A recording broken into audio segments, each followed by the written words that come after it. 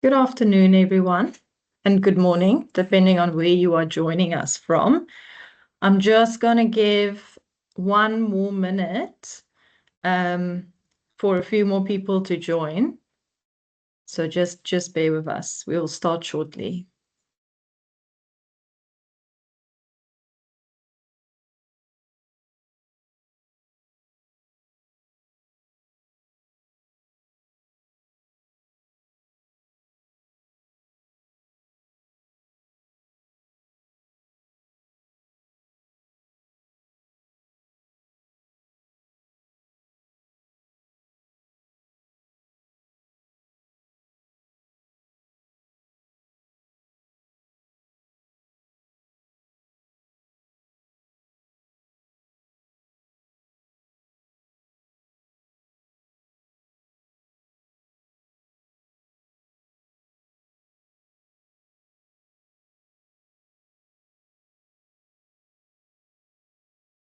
Okay, perfect. I think we've reached a good number of people that is joining us. So again, good afternoon, good morning, everyone. My name is Cordelia Swart. I'm from Conservation International. I'm our Community Stewardship Director.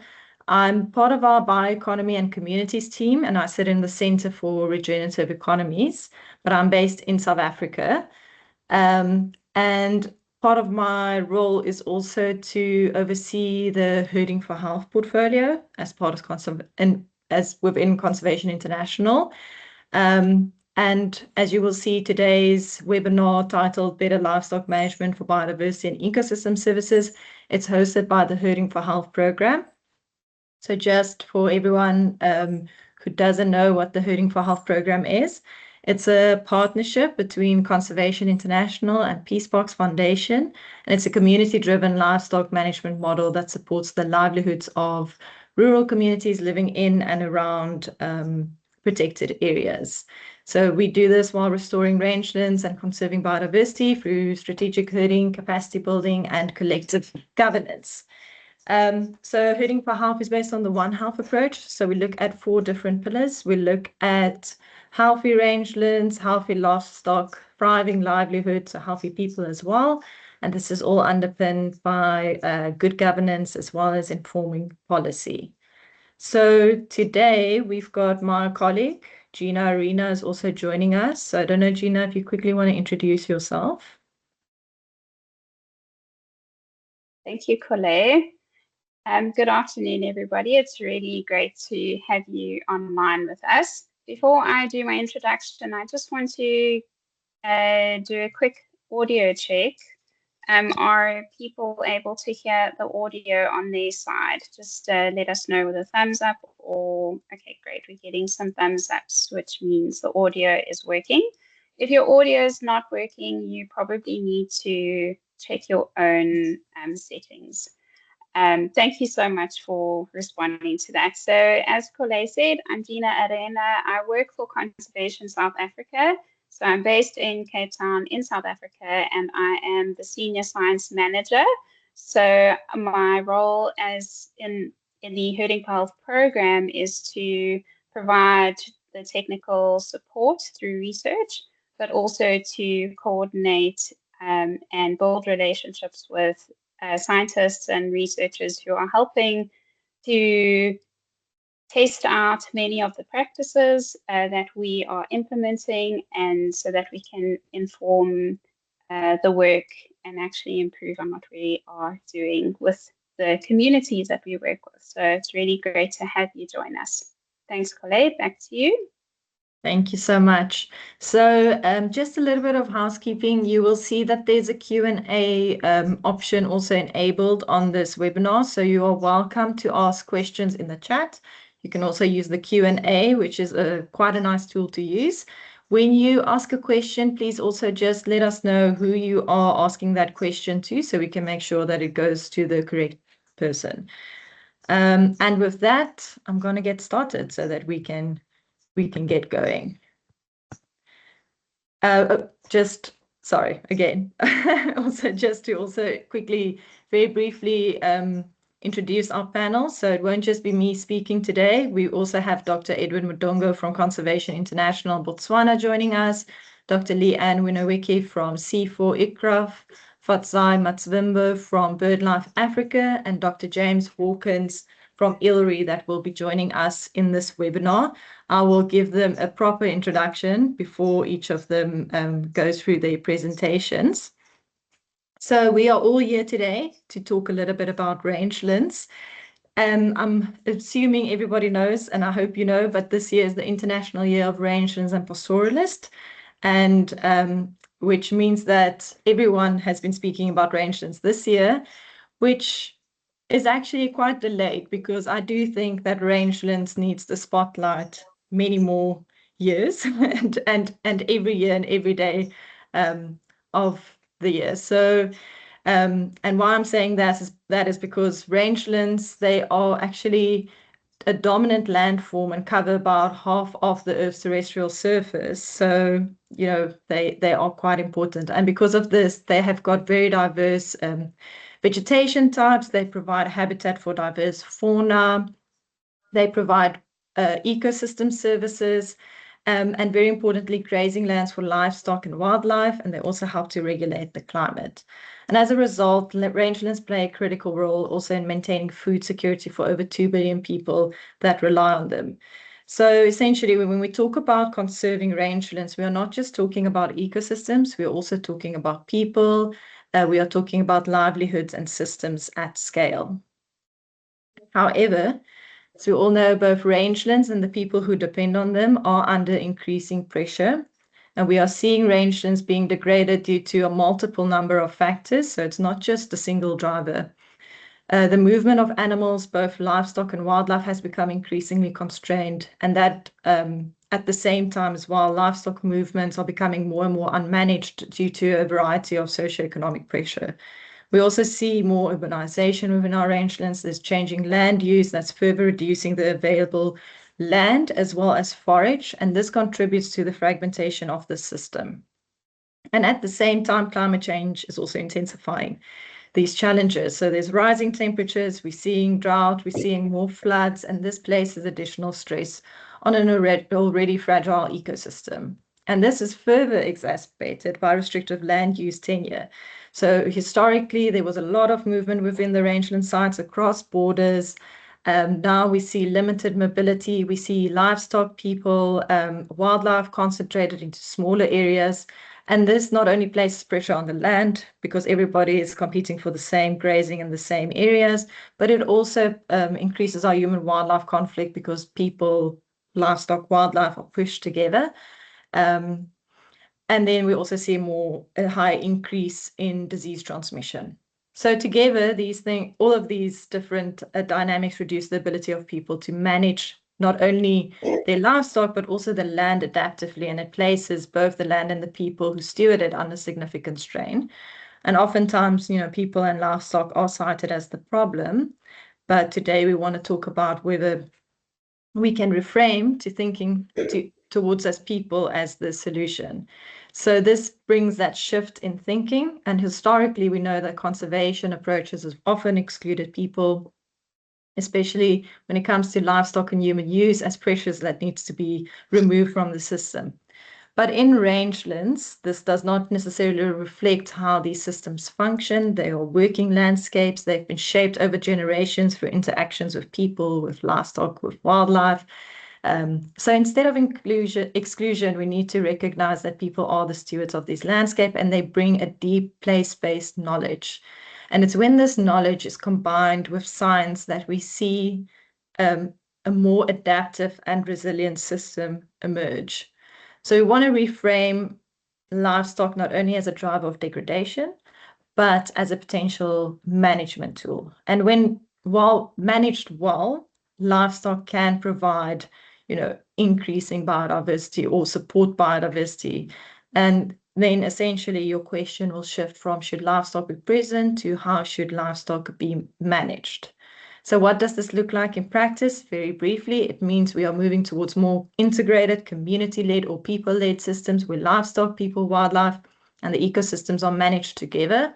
And this means looking at adaptive grazing and strategic herding that responds to rainfall and landscape conditions, improving livestock health and distribution so that the pressure is better managed, allowing for the rest and recovery of rangelands, linking conservation and livelihood so that people benefit directly, strengthening the disease management systems. We've had a lot of talk about FMD in the Southern Africa region, and then also building stronger governance and collective decision-making within this system. And when we talk about, stronger governance, collective decision-making, it's not just livestock owners or farmers that we're speaking about. There's different resource users within a rangeland space, and all should be involved when it comes to making decisions around how land is managed, and then also informing policies that support these systems. So it's within this whole system that we feel that both livelihoods and biodiversity can be sustained. So we will bring this all together today, and we will talk about how do we make this work in practice. So this is what our panel will explore. We will talk a little bit about livestock systems and climate trade-offs, understanding how different systems and breeds and management approaches influence both emissions and productivity. We'll talk about, very importantly, soil and rangeland health, how we monitor, restore, and build resilient landscapes. We'll talk a little bit about biodiversity and ecosystem services, so specifically vultures, in maintaining the ecosystem function. And then we'll look at a real-world implementation example, lessons, successes, and challenges from herding for health on the ground. So for now, that's just a very brief introduction. I'm going to hand over to our panel to get us started. And we're going to get started with Dr. James Hawkins. He's a postdoctoral fellow at ILRI's Massingera Center on Livestock Production Systems Modeling. He holds a PhD in environmental science from the Lancaster Environment Center in the UK, and his expertise lies in the use of quantitative tools such as life cycle assessment and process-based crop and livestock simulation models for sustainability assessment in agricultural production systems, which is a mouthful, but I'm sure he's going to talk us through it. And then also prior to his work in tropical livestock systems, he's worked on the dairy production systems in Canada. So welcome, James. I will hand over to you now. Yeah, thank you, Corley. Just to check, you have the audio feed? Yes, we can hear you. Yeah, so I guess I don't need to introduce myself because that was a fairly comprehensive overview. So yeah, just to give a brief summary. Yeah, so I'm mainly working in livestock climate mitigation based at ILRI Massingera, which is basically the main focus of what we do here. And my talk is specifically focused on the climate adaptation and mitigation angle. So I realize that the intention is for the talk in general to be more broad in terms of these other ecosystem services. But I hope that when we go into the discussion, maybe we can go into some actual discussions about whether or not the kinds of things that are proposed at the end of my discussion are going to also tick the boxes in terms of ecosystem services and the other benefits that we mentioned. Yeah, so what I'm presenting today is actually the result of a recent project that was funded by Gatsby Africa, which does a lot of work in the beef sector. And specifically, the objective is to model greenhouse gas emissions in Kenya's beef sector at national level and to look at alternative mitigation strategies. So go to the first slide, please, Gina. So the background is African livestock in a changing climate. So African livestock are both being affected by climate change via various pathways and are also a major contributor in terms of methane, nitrous oxide, and also carbon dioxide. So the key elements which are driving this analysis are the increasing climate variability in Kenyan beef systems, which is mainly attributed to rainfall variability. In the Kenyan beef sector in particular, I guess it is kind of a microcosm of Africa's livestock sector in general, in that it is mainly pastoral. So about 70% of the beef that is produced in the what are called the ASALs, or the arid and semi-arid lands. Because the feed quality and like as a result of climate impacts in these regions, we have relatively high emissions intensities. And we also have the fact that beef production here is also a strong strong component of the Kenyan economy and exports regionally. Next slide, please. So specifically here, we're considering two climate impacts. The first is changing feed resources, which impact the availability of roughage for animals in grazing systems. And the other one is related to heat stress, relating to higher temperatures. And these are both leading to impacts, direct and indirect impacts on animal productivity, and generally are reducing productivity, but increasing emissions per unit product. Next slide, please. So the two climate impacts, like I just mentioned, are related to roughage scarcity. So in this analysis, this is calculated by projecting future productivity of grasslands, and then relating that to the projected quantity of livestock in different systems, and basically calculating what is often in the literature called a carrying capacity indicator, which just represents whether or not the supply of roughage is significant enough for the demand by livestock in that region. And the other one is via heat stress, based on future projections of temperature and humidity, and then accounting for the impacts of higher temperatures on physiology of beef cattle via changes in feed intake and lower growth rates associated with higher temperatures. Next slide, please. So the overall scenario analysis involves going between the years 2020 and 2050 and assessing climate impacts consistent with what are called the representative concentration pathways 4.5 and 8.5, which represent a business as usual projection of future atmospheric greenhouse gases, and then an accelerated warming scenario.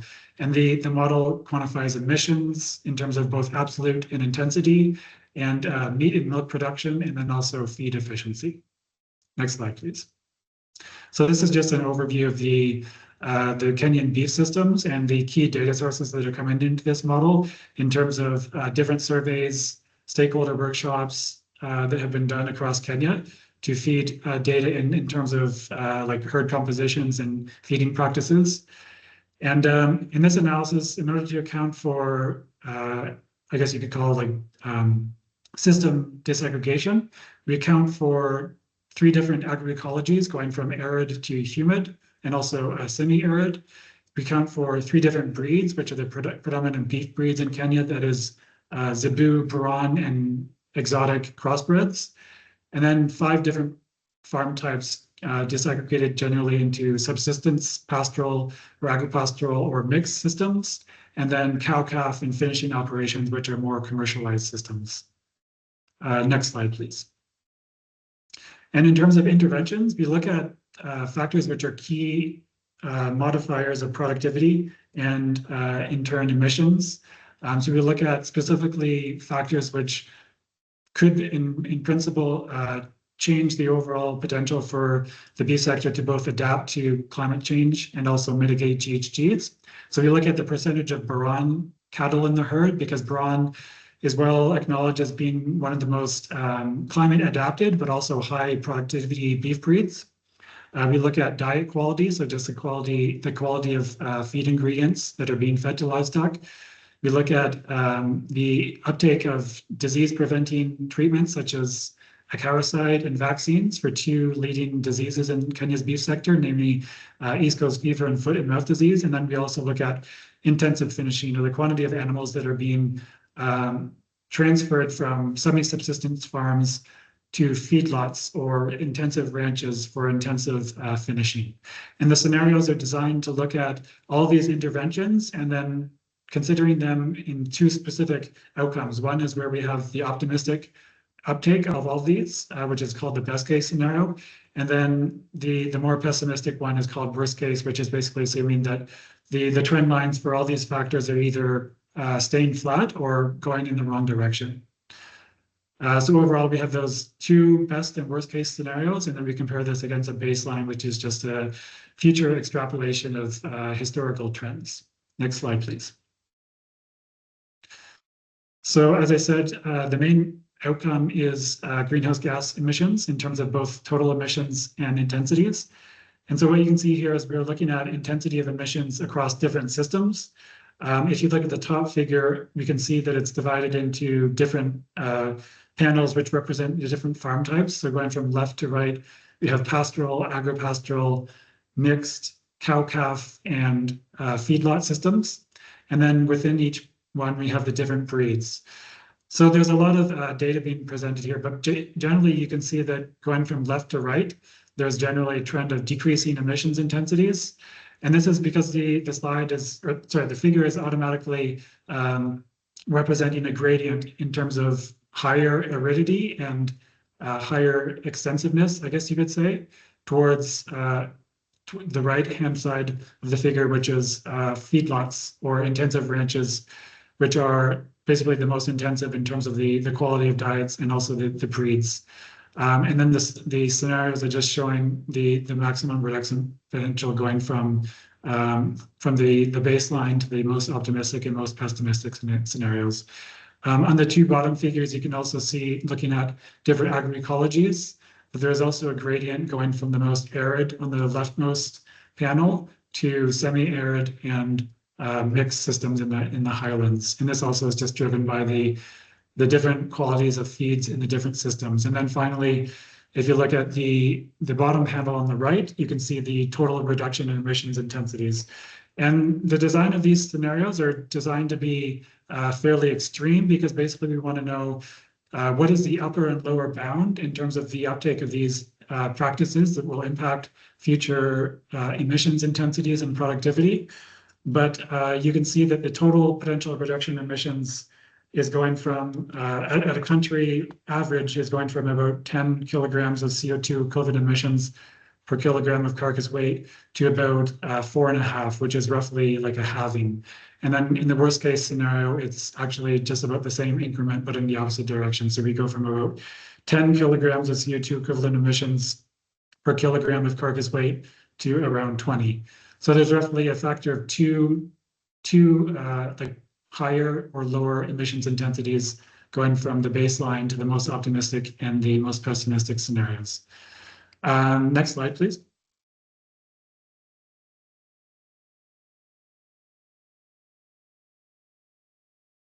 Okay, so now we are just looking at feed conversion efficiency. So this is just like a productivity metric, and the way it's calculated is basically as the name implies. So it's just calculating the amount of live weight gain that the animal experiences under its the life cycle from weaning to slaughter, divided by total dry matter intake.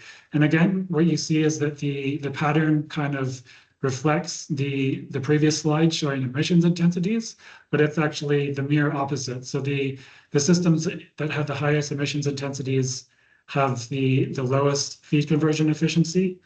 So as you can demonstrate on the far left, and then going across on the intensity gradient, we have increases in feed conversion efficiency to the point where we get to the finishing operations, which have quite a large gradient in terms of the overall productivity relative to the other systems.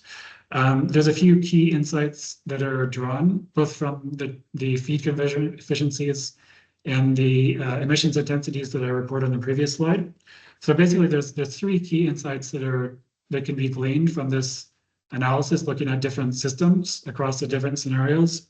So the first one is that we consistently find that the Baran breed ranks higher, both in terms of feed conversion efficiency, and also the lowest emissions intensities, holding all else constant, such as agroecology and management factors. And as I said at the beginning, that's driven by the fact that this breed is particularly well adapted to the types of stressors we are seeing in terms of like feed variability and heat stress, but it is also a high producing breed. In terms of different systems and farm types, we find that the finishing operations, which as I said are feedlots or semi-intensive ranches that are basically oriented towards maximized nutrient concentration in order to bring animals to a maximum weight over a period of about 3 to 4 months. And while this tends to increase emissions per animal, it also drastically increases the live weight gain. And because of this, we see a large reduction in emissions intensities in these types of systems compared to other types of systems. And then finally, as I mentioned, we also see that there's a strong gradient going from more arid systems to the humid systems in the highlands. And this again is driven by a combination of factors, including climate and the feed quality. Yeah, so that basically summarizes the key findings. Next slide, please. So as I mentioned, we also account for climate impacts in terms of the impacts of roughage scarcity and heat stress. And we look at different systems. And what we find actually interesting is that looking at the arid systems based on future projections of grassland productivity and taking into account the estimated quantity of livestock in these systems, we actually see a surplus, implying there's more feed demand than there is, there's more feed supply than there is demand. And that's something which is a bit counterintuitive in terms of the way we think about climate adaptation, especially in the arid lands. In the other systems, there were small to moderate feed deficits. And then in terms of the heat stress impacts, again, so this is just taking into account the impacts of like higher temperature and humidity on live weight gain and dry matter intake. And again, looking across different systems, we find in some cases negligible, and in other cases just small impacts up to around, in the case of dry matter intake, about 3%, in live weight gain up to about 10%. Yeah, and so those results, those findings are built into the indicating feed conversion efficiency and emissions intensities. Yeah, so next slide again.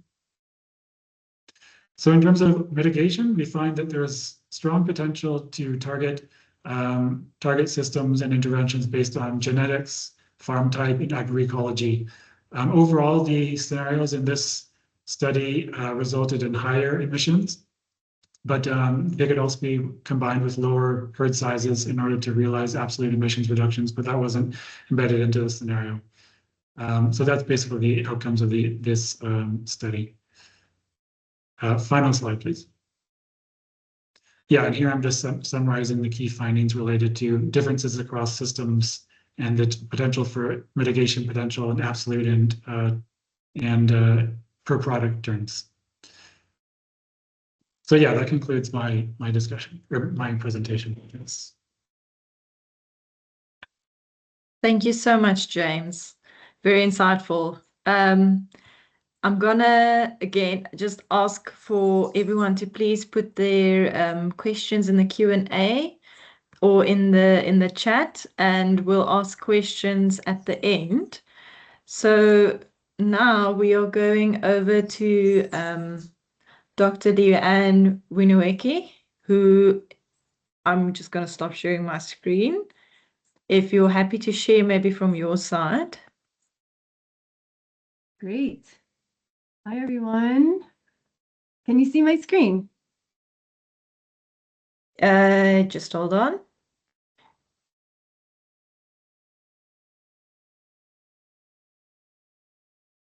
It's giving me some weird error, so I'm not sure if you can see it. Can you see it?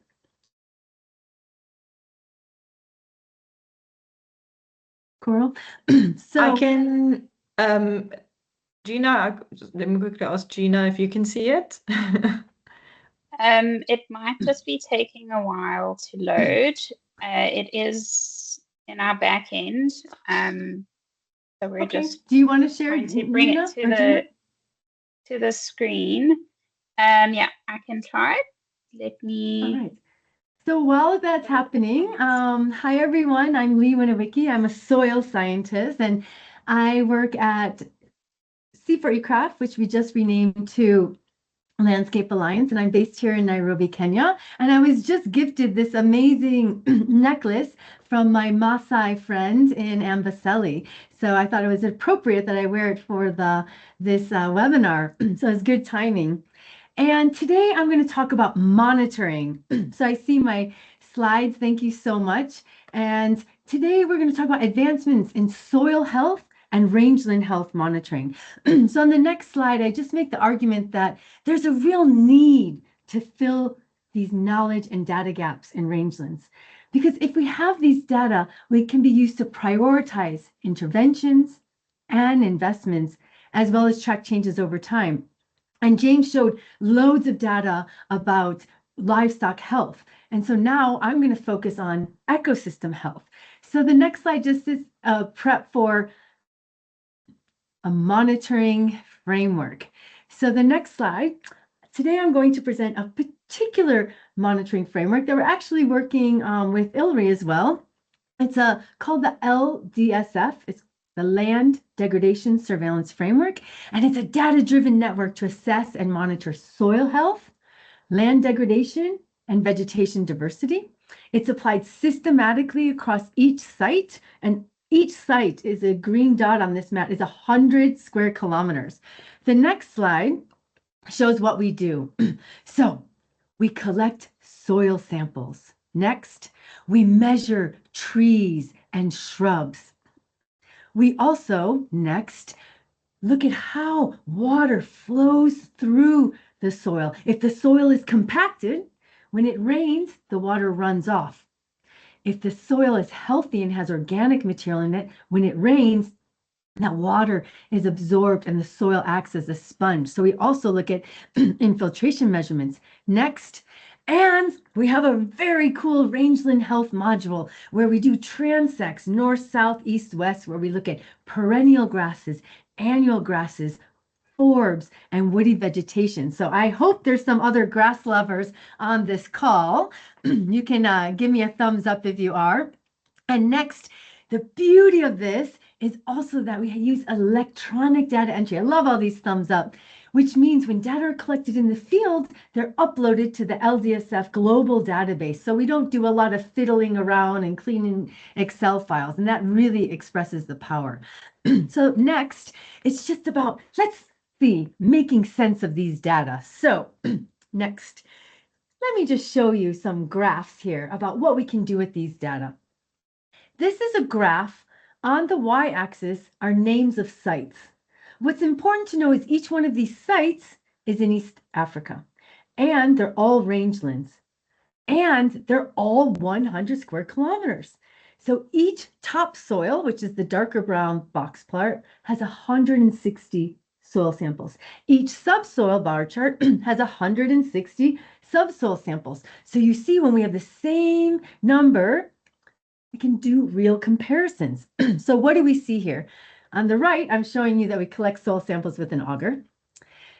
Now, we see the Mara. Who knows the Masai Mara ecosystem? This box plot, the topsoil, is very wide because box plots show the variability in soil carbon. And it also has high carbon. Same with Lewa. So we're seeing this trend of greater variability, higher carbon. Interestingly, if you look at Mbalambala or Lokiriama, which is in Turkana in the north, Lysamis, these box plots are very thin and they're also lower in carbon. And this is triggering us to start thinking about degradation thresholds, right? Less variability, lower soil health. The next slide is quite busy, but I wanted to show you this. This is really cool application. So lower left corner is a map of Kenya. You see the outline of Laikipia County right in the center of Kenya. We've blown this map up. So if you've been to Laikipia, you can give me a thumbs up. We sampled 27 conservancies where we dropped in randomized clusters. So each cluster has 10 plots. So 27 conservancies were sampled using the LDSF. So in the middle graph, there are the names of the conservancies, and on the x-axis is the saturated hydraulic conductivity, how fast water flows through soil. So the lower conservancy is actually community grazing ground, and you can see it's the thinnest box plot. It's almost not even a box plot. Very compacted soil. The water almost doesn't enter into the soil.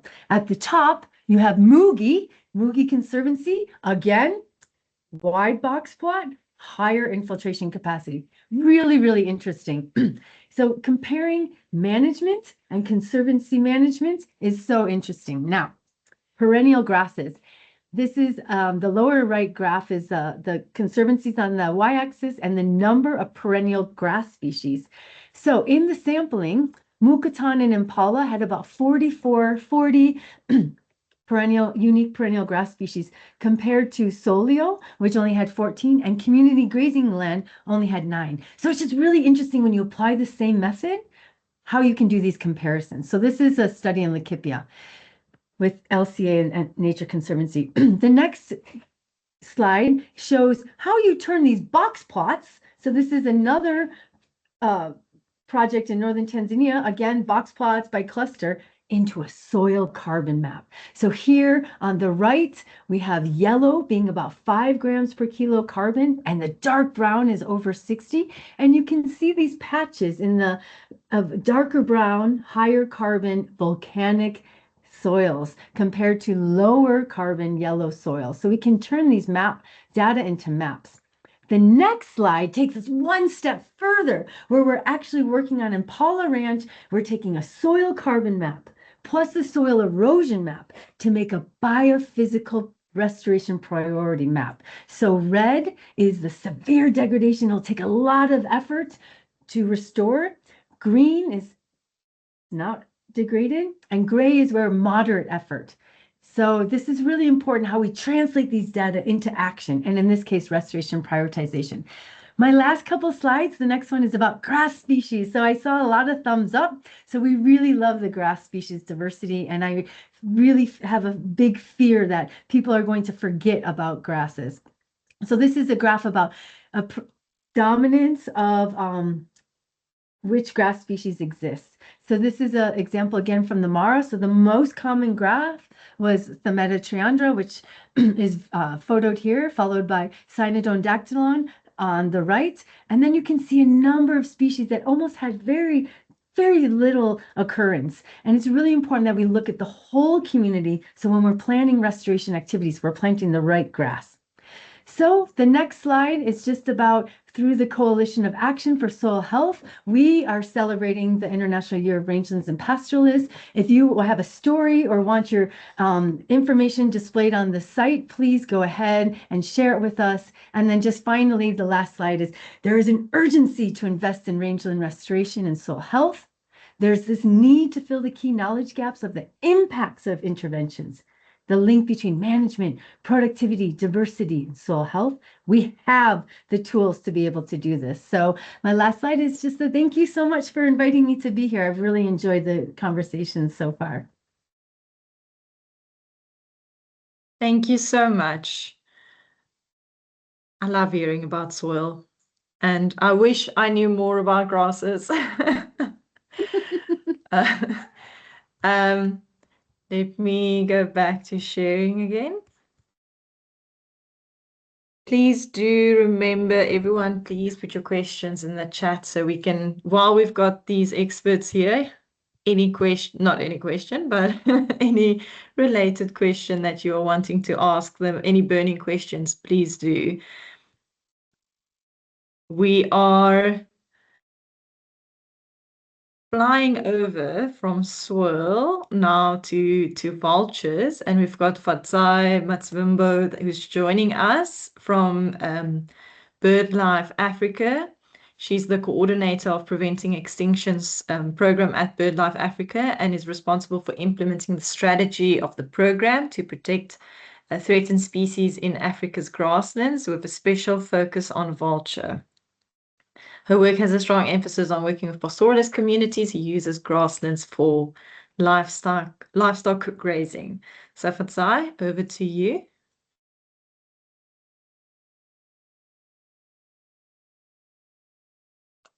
Thank you, Colette. Confirm that you can hear me. Yes, we can hear you. Excellent, thank you. And thank you for the invitation to take part in this webinar. It's going to be difficult to live up to Leanne's presentation, and she had me for a moment questioning my life choices. Should I move from beds to grasses to soil? Maybe too late to do that right now, but yeah. I won't repeat what Colette said in the introduction. So yes, I'm based in Nairobi and working on the Preventing Extinctions program. For those not familiar with BirdLife, we are a partnership-based organization with 124 partners across the world. And in Africa, we've got 27 partners that are operating in their individual countries. So that's just how vast and how BirdLife is. And I'm sure some of you here are very familiar with what we do across the different countries. We have a focus on bird and biodiversity conservation, focusing on birds as indicators of the state of the environment, amongst other benefits that birds have. Next slide, please. So jumping into the heart of the matter of my presentation, I don't know when you think about rangelands, if people ever think about vultures. If you don't, here's an opportunity to learn more a little bit about them and why they're an important part of rangeland biodiversity. Vultures are so distinctive in their appearance. If you've never seen one, there's a sample to the left-hand side. Big birds with large wingspans, bold heads, bold necks to enable them to carry out the work they do, which is to get rid of carcasses and carrion. And those adaptations help them in finding food and being able to stay free from diseases. They are also known to have a very acidic stomach that also helps them to digest carrion, as well as any potential diseases coming from that carrion. In Africa, we are looking at 11 species of vultures, with 7 of them, creeping up on the extinction list, and we're looking in the vulnerable, endangered, and critically endangered category, according to the IUCN Red List. So more than half of them really are in trouble, and we're looking at declines that have taken place in the last few decades, with a lot of them for most of those endangered species, more than 90% declines. And with an example of the rupels there, that is to the left, we're looking at 97% decline in 56 years. Scary, isn't it? Well, I hope I'll be able to convince you that there's something that we can do about it. What threatens vultures on the African continent? We're looking at poisoning issues, belief-based use. Sorry, Colette, if you could keep to that slide for a little bit. Electrocutions, as well as other killings. In poisoning, we are looking at intentional and unintentional poisoning, where vultures are sometimes the target and not the target. In unintentional poisoning, if you think about poaching, where elephants are laced with poisoning post a poaching event to stop vultures from giving away their position, or in human-wildlife conflict, when communities take matters into their own hands to get rid of predators, putting out poison baits, and vultures come down in large numbers and feed off the poison bait, leading to deaths. Belief-based use, harvesting vultures for traditional medicine, also leads to a lot of them being killed for this practice. The growing demand for power in Africa. This is where we have the collisions and electrocutions, where power infrastructure is not properly planned for and also not mitigated to reduce collisions with these large birds. Next slide, please. So why are we worried about the declines of vultures? Largely because if we lose them, we are really losing out on major ecosystem service that they provide for our existence. Next slide, please. Right. So, given a little story about the background to vultures, and now getting really into what is probably of interest today. Last year, BirdLife put out this report on the ecosystem value, on the economic value of ecosystem services provided by vultures, based on work that we did in Southern Africa. And at the time that we produced this report, this is the information that we managed to gather. We looked at various services in terms of what vultures provide. We looked at materials, we looked at carcass disposal, We looked at the Sentinel services. We looked at sanitation, existence and bequest, as well as the tourism services. In the materials, it links back to what I've talked about, vouchers being harvested for traditional medicine. In terms of materials, we're looking at the amounts of materials that vouchers are used for in traditional medicine, whether, is their heads, is the feet, is the eggs, and really putting a value to them. This might not be very popular, but it's a reality of what actually happens in practice. We know they are being harvested, we know they are being used, so we actually managed to put a value to that, largely through just understanding how many times communities visit their traditional healers, how many traditional healers are in the area, and came up with a quantification for the materials. We looked at carcass disposal, which is very important for pastoralist communities as well as general communities, because vouchers in their large numbers can quickly rid of carcasses, and in their absence, the time it takes to get rid of carcasses increases by 3 times. So their value in terms of carcass disposal is very much appreciated by communities. And you see, this saves communities, the time and even the fuel to get rid of carcasses, if you actually think about it in instances where they're not going to eat the dead animal. So this definitely is very appreciated by communities. The Sentinel value, the ability of vouchers to give away positions or particularly dead animals. Communities and herders have evolved to watch what vouchers do, and there's a lot of appreciation for this type of service given by vouchers. It's not just from a community perspective, and also even from park rangers. They know when they're seeing vouchers circling, it means that there is something going on, there's a dead animal, and off to go to investigate to the very spot where vouchers are circling. And for communities, they are lost cows, they are lost livestock. The vouchers can lead them to where they've lost their livestock, and this saves them in a huge amount of time searching for their livestock. Again, when you think about the sanitation service, again, as you can see, that value in millions. This is across the 3 countries, on an annual basis, $93 million in services per year, very immense. And vouchers in their hundreds, quickly get rid of a carcass, reduce the interactions of scavengers and other predators at a carcass, thereby reducing the potential spread of diseases. So again, such a huge contribution to animal and human welfare. And again, just the existence value. Next slide, please. Again, just an emphasis on vouchers cleaning up and reducing the amount of time that it takes to get rid of carcasses. That was just demonstrating that. Next slide, please. Right, now connecting what vouchers do to what happens in the rangelands. Think about vouchers as sentinels. And again, I've already talked about the examples where the herders are watching vouchers, just emphasizing a relationship where these sharp-eyed birds help these pastoralists to identify where their lost livestock are and quickly finding them, saving them time to be able to do other work. We've learned a lot in terms of reducing retaliatory killings, especially if you think about it in the context of human-wildlife conflict.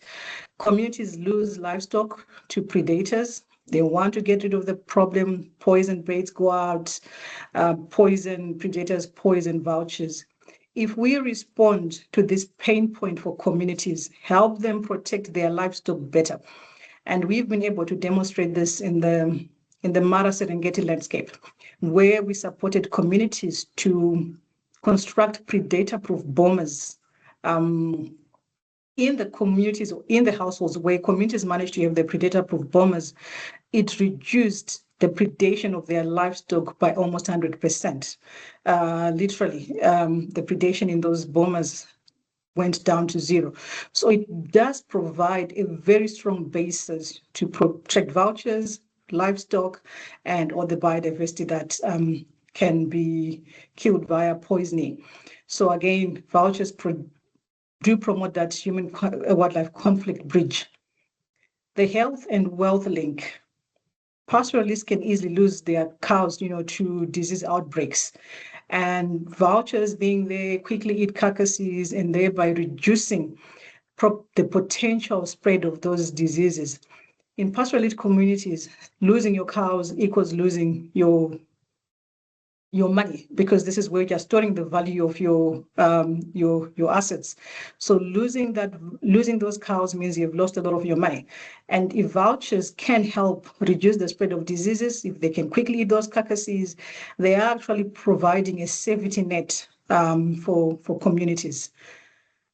Eco-friendly veterinary medicine, another important aspect. I've not talked about in other parts of the world where voucher populations crashed. There's a huge example from Asia where voucher populations crashed because of the use of diclofenac, the use of a drug which we commonly also use even in humans. It's a pain and anti-inflammatory drug, and it proved to be very deadly to vouchers and lost huge numbers, which up to date, there's still recovery going on. So again, this helps us to reflect and promote the use of veterinary medicine, which is eco-friendly, not just for the vouchers, but also for other biodiversity. So this becomes an opportunity to make sure that in the way we look after our livestock, we also make sure that it's not endangering other species. Again, looking after vouchers is just an emphasis on One Health. We make sure that our livestock are healthy, and we make sure that the rangelands are healthy, and we make sure that the birds are healthy, because those healthy populations are what will continue to provide the very ecosystem services that we want from the vouchers. Strong community interventions, which I've just given an example of. For us to really work on voucher conservation, given how vast vouchers fly, they go to many places and go beyond, spaces where each and any of us can reach. So having strong community interventions can help us save vouchers, and in the same way, probably fit into what we are doing in terms of looking after rangelands, in terms of restoration. So strengthening community intervention in conservation does work well for vouchers and rangelands. So I'm coming to the end of my talk and just saying, what is BirdLife doing to protect vouchers and making sure that those ecosystem services that we're enjoying from vouchers continue to be beneficial for us and future generations. We support the planning to make sure that the species continue to survive, development of species action plans, support countries to do that. We are also engaged in awareness activities, not just us, but our partners on the ground, as well as many other individuals. We also engage in direct conservation actions. This could include retrofitting of power lines to reduce birds colliding with dangerous power lines, and also creating areas where we know vouchers are safe, voucher safe zones, where we make sure that the threats to vouchers are eliminated. Ambitious, but that's what we've got to do to save the species. Next slide, please. Yes, and that brings me to the end of my presentation with just the emphasis that, we need healthy vouchers to have healthy ecosystems and healthy people. Our health also depends on their survival and making sure that they are present for now and future generations. I'll stop there. Thank you. Thank you so much, Fatsa. Yeah, that was beautiful. I don't think people use the word beautiful for vultures, but they do. They actually are such amazing animals and play such a critical role. So thank you very much. We go to our last presentation now with Dr. Edwin Mudongo. He is Senior Technical Manager for Herding for Health in Conservation International Botswana office. And he has almost 2 decades of experience in conservation and rangeland science, where he helps to also champion the herding for health model in Botswana. He's also played a pioneering role in developing and scaling herding for health by integrating ecosystem restoration, livestock productivity, and community well-being. We may run a little bit over, but we want to give some time for Edwin to also take us through his presentation, where we talk a little bit, see how everything is integrated that we heard now. So thanks, Edwin. Over to you. Thank you very much, Colette. Am I audible from your side? Yes, perfect. Great. Thank you very much for that introduction. Yes, I'm not going to go into that for the sake of time. Yes, I will be talking about using Heading for Health as a tool for livestock management, also for rangeland restoration and for livelihoods improvement. And I will be presenting some of the findings that is scientifically backed insights from a 4-year case study that was done in the Okavango Delta, comparing free roaming livestock from livestock that is actually managed through Heading for Health. And this happened from 2019 until 2022. This is just to cement probably some of the stuff that Colette already mentioned in the introduction about Heading for Health. So I'm not going to go into the details of Heading for Health, but I'll just quickly go into some of the findings that we think they are quite appealing and could be used as insights going forward. And yes, for those of you who would like to read further, so this work was also published last year in the African Journal of Range and Forage Science. And it's got that title. It's actually looking at economics and ecological value that Heading for Health can actually bring into the rangelands. And this was done in the Okavango Delta. Next slide, please. Just a little bit of background on the area where this pilot or case study was done. It's actually in the Okavango Delta, just on the edge of the Delta. There's a small settlement there called Ereta, whose livelihoods are mostly agro-pastoral. So there is livestock management is really, really high. In the area, it's a livelihood strategy, but people also grow crops in the area. So there's also limited income that comes from tourism operators in the area, because it's a big tourism area. So there's also limited income that comes in that area. So basically, there's actually very high poverty in the area. But there's also a big issue of foot and mouth disease in the area that makes an area really not very conducive for livestock farmers, because they can't really sell at good prices from the region. It's actually a red zone area in Botswana. And not only that, one of the other big issues that also hampers livestock management and growth in the area is also depredation, and mostly by lions in the area. As you see, the area is very close to the Okavango Delta, which is also a very high biodiversity area that includes also lions in the area. And at the end of the day, there's also high rangeland degradation in the area, because there is very little offtake of this livestock due to lack of markets because of the foot and mouth disease. So eventually everything, livestock, the livelihoods of the people, and also the ecosystem, they are all under pressure. And this is then now called for the intervention, and that's how Heading for Health was introduced in the area to try and solve some of these issues. Next slide, please.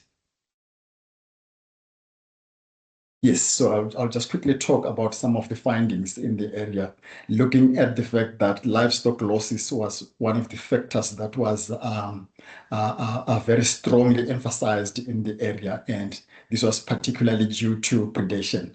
And this is what the communities perceived, that most losses were from predation. And then later on during the study, it was clear that it was not only predation, but there were also other hidden factors that were also not mentioned, such as livestock straying, but also the issue of diseases. So this is not necessarily, I'm not only necessarily talking about FMD here in this instance, it's other diseases, but also FMD being part of it. So then through the intervention of Heading for Health, what transpired was the losses went down drastically when livestock were managed through Heading for Health. That is through heading all day, 24 hours management of livestock, heading the livestock together collectively, and then crawling the livestock in the predator-proof bomas, similar to what Fadzai was talking about here. So, and looking at that, so there was 66% reduction of the losses, and also highlighting what Fadzai was also talking about. So this is also evidence that livestock predation also was actually reduced. So 80% of depredation losses were reduced through this approach. And I can also mention that using the predator-proof boma itself only alone managed to reduce up to 87 up to 90% of losses alone. That is to mean that when predators or lions came to the boma, they couldn't actually get in and take the livestock, and the livestock couldn't also come out, which actually cements the notion that it is actually a predator-proof boma. And not only predation, also straying came out very strongly as one of the factors, also, or the losses, where about 74% of straying was also reduced through heading and crawling. And of course, there was also a reduction in disease. So all these factors together, coordinated heading, so directly reduces risk. And then it drives the herd growth, so that if the herd grows, then if there's a lucrative market, then the farmers can actually sell and make profits. Next slide, please. Yes, so what we also looked at is the economics or the economic gains. So by comparing these management options, the heading for health and the free roaming, I'm actually talking about the livestock that is just moving unattended in the communal areas, because this was done in communal areas. So we compared that with those that were managed through heading for health. So these herds were pretty much similar in size. So we compared production by looking at calving rates, and we found that there was slightly lower calving rates in the heading for health managed herds compared to the free range. And this was because of many factors, one of which was a very low bull to cow ratio in the heading for health program, which we found is actually quite something that can be looked into and corrected going forward. But then we looked at herd growth, and we found with the offtake, that is selling and predation and diseases and things, at the end of the 4 years, we found that the herd in the heading for health, there was actually a slightly higher net growth compared to those that were free roaming. And this is because in the heading for health, there's reduced predation, there's reduced disease prevalence, there's reduced some of the factors that I mentioned earlier that we're seeing. Straying also as one of the issues that we're reaching. So at the end of the day, you find that though the calving rate was higher in the free range livestock, there were so many losses that at the end of the day, they still the net head goes low.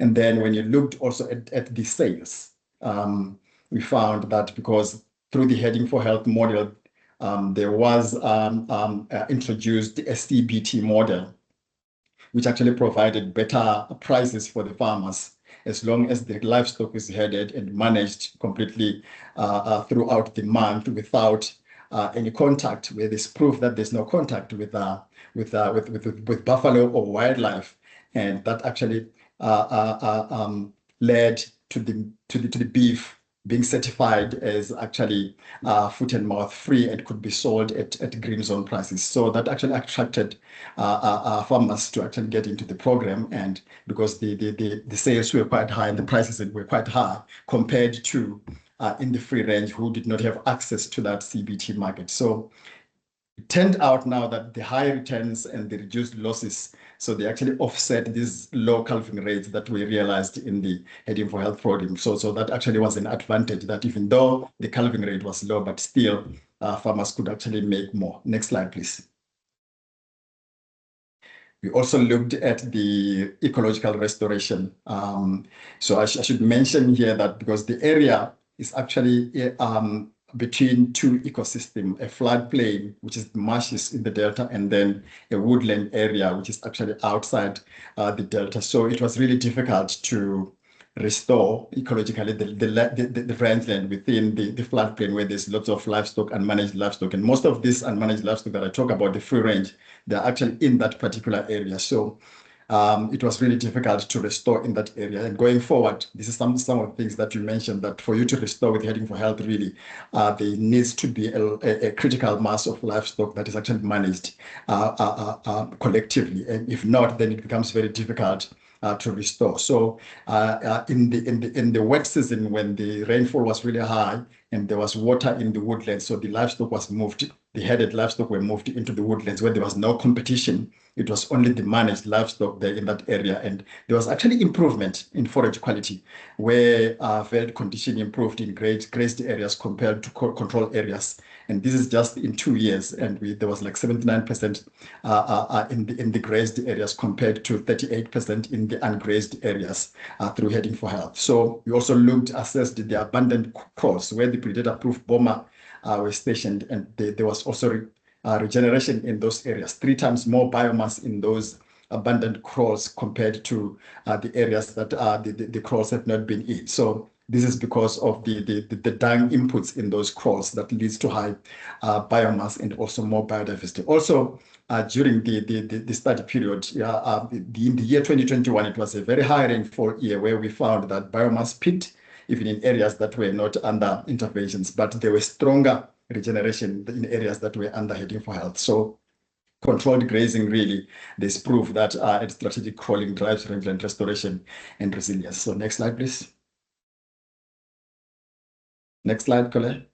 Yes, so this is my last slide. So there are lots of key considerations based on actually where you are, and based on this particular case study, it was particularly very important to emphasize skilled herding, because whenever there is a grazing plan that needs to be adhered to, so the herders need to move between the grazing areas in a way that it actually gives the areas time to rest, so that you can get that restoration that is needed, and also to prevent the predation also from the lions. So grazing planning is also quite very important. Like I mentioned, though, there must be a lot of buy-in from the community. There must be critical mass of livestock for you to be able to conduct that grazing. Otherwise, then the efforts are not very fruitful. So there should be forage year-round feed for livestock. So if there's grazing planning, obviously there should be areas that are left ungrazed so that they can be used during critical times of the year. But also the bull management is also emphasized, because